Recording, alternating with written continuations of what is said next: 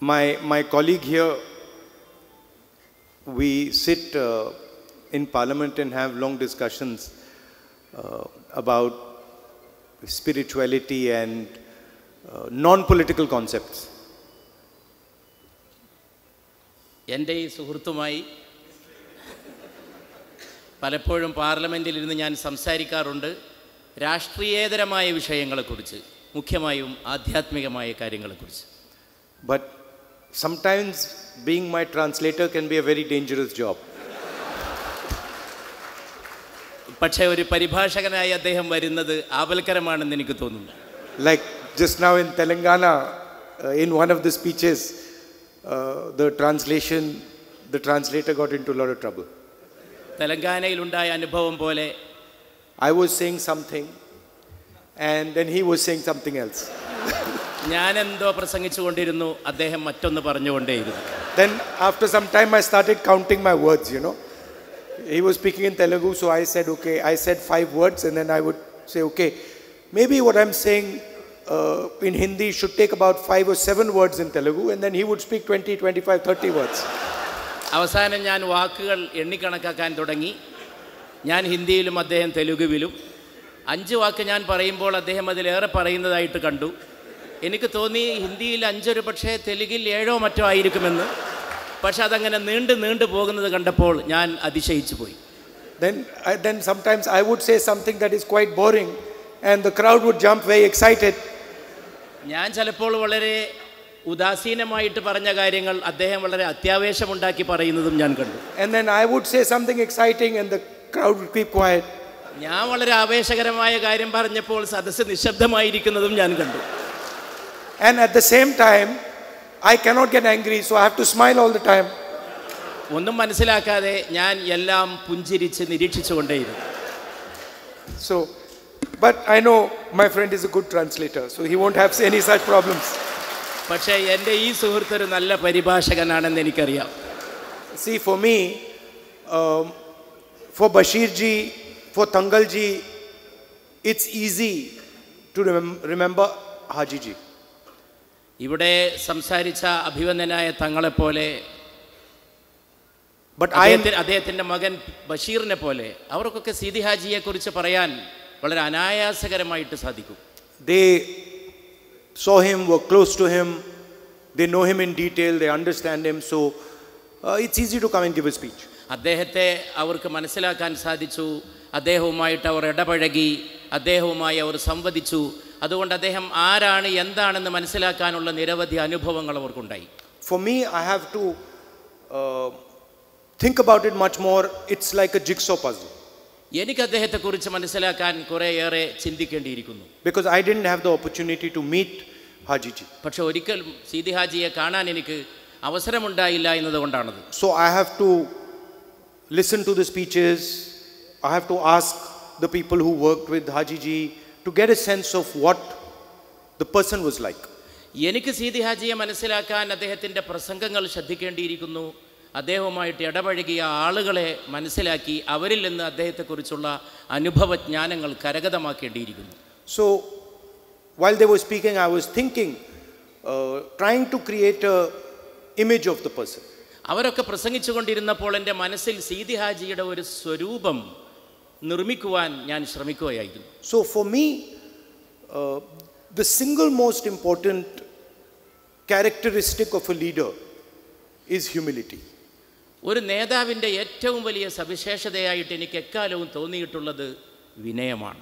I believe that if a leader is not humble, if a leader is not able to observe himself, then he cannot be a leader. ഒരാൾക്ക് വിനയാന്വിതനാകാൻ സാധിക്കുന്നില്ലെങ്കിൽ, തന്നെ സ്വയം നിരീക്ഷണ വിധേയനാക്കാനും സാധിക്കുന്നില്ലെങ്കിൽ അയാളൊരു നേതാവല്ല എന്നാണ് ഞാൻ വിശ്വസിക്കുന്നത്. So the first thing I realized while the speeches were going on was Haji ji was a gentleman who could stand in the assembly of Kerala and laugh at himself. Seethi ഹാജിയെ കുറിച്ച് ഞാൻ മനസ്സിലാക്കുന്ന ഏറ്റവും കൗതുകകരമായ സംഗതി ജനക്കൂട്ടത്തിൽ നിന്നുകൊണ്ട് തന്നെ സ്വയം പരിഹസിക്കാൻ വരെ സാധിക്കുന്ന നേതാവായിരുന്നു അദ്ദേഹം എന്നുള്ളതാണ്. That he did not take himself so seriously that he had the ability to look at himself and laugh at himself. തന്നെ ഗൗരവമായിട്ടെടുക്കാത്ത ഒരു വ്യക്തി, തന്നെ തന്നെ സ്വയം നോക്കി തന്നെ തന്നെ കളിയാക്കാൻ സാധിക്കുന്ന ഒരു വ്യക്തി, അതായിരുന്നു Seethi Haji. So he had certainly the quality of humility. അദ്ദേഹത്തിന് സൗമ്യതയുടെ മഹാഗുണം വേണ്ടുവോളം ഉണ്ടായിരുന്നു. Now I meet many politicians all the time. ഞാൻ പലപ്പോഴും പല രാഷ്ട്രീയക്കാരെ സ്വാഭാവികമായും കണ്ടുമുട്ടുന്നു. And as you know, politicians are quite smart people. നിങ്ങൾക്കറിയാവുന്ന പോലെ രാഷ്ട്രീയക്കാർ വളരെ സമർത്ഥരാണ്. Today's politicians, they will only show you what they want to show you. ഇന്നത്തെ രാഷ്ട്രീയക്കാർ നിങ്ങളെ അവർ എന്താണോ കാണിക്കാൻ ആഗ്രഹിക്കുന്നത് അത് മാത്രമേ കാണിക്കുകയുള്ളൂ. So I've also had to navigate this. I meet many politicians. I have to make an assessment. What is he like? ഞാനും ഇങ്ങനെ ഈ കൂട്ടത്തിനിടയിൽ നിന്ന് രാഷ്ട്രീയക്കാരെ നിരീക്ഷിക്കണം, അവരെന്താണെന്ന് മനസ്സിലാക്കണം, അവർ പുറത്തേക്ക് കാണിക്കാൻ ശ്രമിക്കുന്നത് എന്താണെന്ന് പ്രത്യേകം വിലയിരുത്തുകയും ചെയ്യും. They'll come very simple clothes. ചിലപ്പോഴൊക്കെ അവർ വളരെ ലളിതമായ വസ്ത്രങ്ങൾ ധരിച്ചു വന്നേക്കും. Then no expensive watch. വളരെ വിലപിടിപ്പുള്ള വാച്ചൊന്നും കെട്ടിയെന്ന് വരില്ല. ഫटे हुए जूते. അതുപോലെ തന്നെ തൻ്റെ വസ്ത്രധാരണങ്ങളിൽ വളരെ ആർഭാടമൊന്നും കണ്ടെന്ന് വരില്ല. And then afterwards you go to his house and he's got a big BMW there. പക്ഷേ അവരുടെ വീട്ടിൽ പോയി നോക്കിയാൽ വളരെ വ്യത്യസ്തമായ ഒരു ചിത്രമാണ് കാണുക. വളരെ BMW പോലുള്ള വളരെ വലിയ ആർഭാടകരമായ ജീവിതമാണ് അവിടെ കാണാൻ സാധിക്കുക. First in the beginning I would look at the watch and no watch, then I'd say okay, he doesn't wear an expensive watch, so I do this type of calculation. ആളെ കാണുമ്പോൾ എനിക്ക് തോന്നുന്നു ഒരു വാച്ച് പോലും കെട്ടാത്ത സാധു മനുഷ്യനെന്ന്. പക്ഷേ അങ്ങനെ ഒരു വ്യക്തിയെക്കുറിച്ച് വിശകലനം ചെയ്യാൻ സാധിക്കില്ലെന്ന് പിന്നീട് എനിക്ക് ബോധ്യപ്പെടും. But these guys, they're too smart, they know what you're looking for.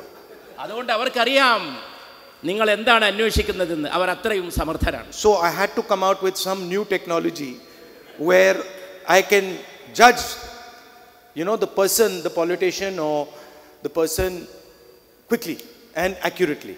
അതുകൊണ്ട് എന്താണ് രാഷ്ട്രീയക്കാരൻ, അയാളുടെ കൃത്യത എന്താണെന്ന് മനസ്സിലാക്കാൻ വല്ല പുതിയ സാങ്കേതിക വിദ്യയും കണ്ടുപിടിക്കേണ്ട അവസ്ഥയിലാണ് ഞാൻ ഇന്നുള്ളത്. So it took me 20 years, but it took me 18 years, but after 18 years I found out the bulletproof way of finding this out.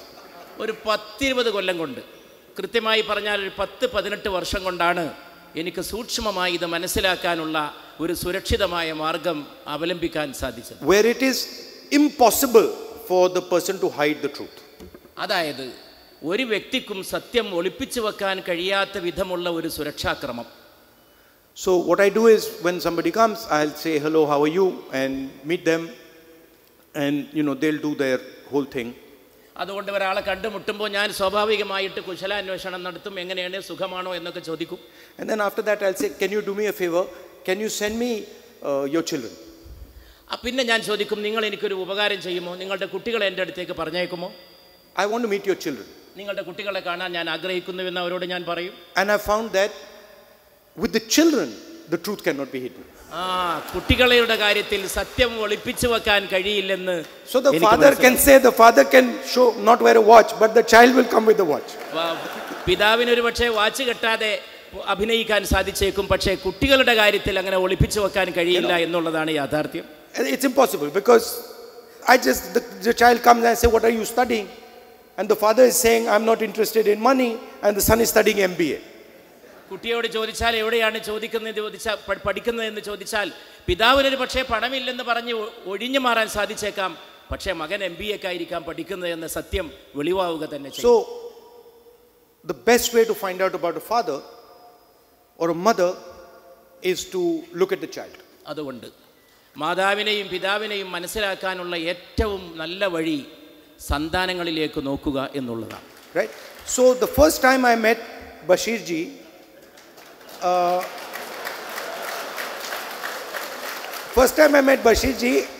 I was in Hindi, I'll say it. I told the guy who works with me, I said, isme dam hai.